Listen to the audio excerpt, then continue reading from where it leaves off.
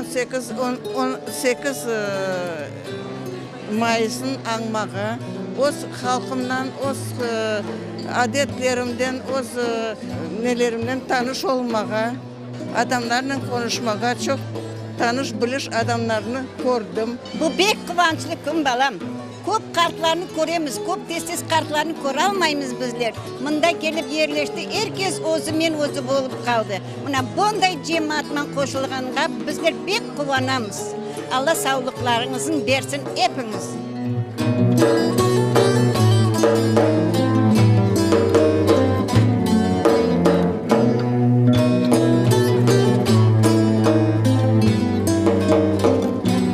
Одна из важнейших традиций – это почитай старший и то есть береги свой крымско-татарский народ. Вот это основные цели, которые мы преследуем. Это культурно-традиционное мероприятие. В первую очередь, я думаю, поэты, такая цель у нас должна быть – Берлик.